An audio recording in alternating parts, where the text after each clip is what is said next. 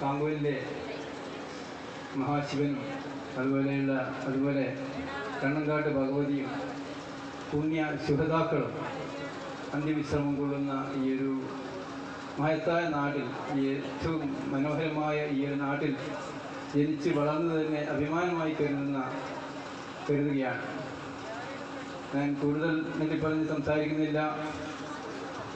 ഇപ്പോഴത്തെ ഈ കാലഘട്ടം എന്ന് പറയുന്നത് ലോകമാകെ നമുക്ക് ശ്രദ്ധിച്ചു നോക്കിയാൽ കഴിഞ്ഞ ആഴ്ച 650 കൊച്ചു വിദ്യാർത്ഥിനികൾ, ചെറിയ കുട്ടികൾ ഇറാനിൽ ആക്രമിക്കപ്പെടുകയും അവർക്ക് ഒന്നിച്ച് ഒരു സ്ഥലത്ത് ഒരു ശ്മശാനത്തിൽ 650 കുഴികളുണ്ടാക്കി ആ കുട്ടികളെ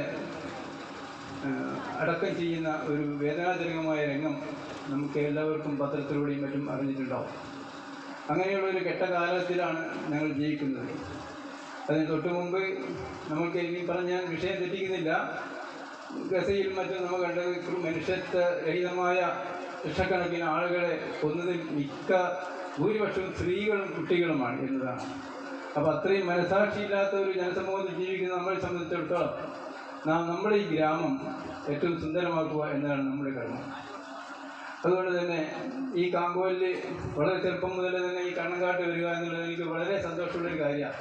ഇവിടുത്തെ എല്ലാ പരിപാടികളിലും പങ്കെടുക്കുക എന്നുള്ളത് വളരെ ചെറുപ്പം മുതൽ ഇരുന്നാണ് ഈ മതിൽ കിട്ടിയത്. പണ്ട് കയ്യാലകളായിരുന്നു. ഈ കയ്യാലപ്പുറത്തിരുന്ന് ഇവിടുത്തെ ആഘോഷങ്ങളും മറ്റും വളരെ ശ്രദ്ധാപൂർവം നിൽക്കുമെന്നുള്ളതാണ്. അതൊക്കെ വളരെ ആഴ്ചയോടുകൂടി നോക്കിക്കാണുന്ന പഴയ കാലം. ഇവിടുത്തെ എൻ്റെ കളിത്തോട്ട് ഇവിടെ വരുമ്പോൾ എപ്പോഴും ചെറുപ്പകാലമാണ് എനിക്ക് ഓർമ്മ വരാറുള്ളത്. എൻ്റെ ചെറുപ്പകാലം ഇവിടെ ആയിരുന്നു അതൊക്കെ ഉണ്ടായിരുന്നത്. അപ്പോൾ ഞാൻ കൂടുതൽ നേടിപ്പരത്തി സംസാരിക്കുന്നില്ല. നമുക്കെപ്പോഴും വേണ്ടത് ഈ സൗഹാർദ്ദമാണ്.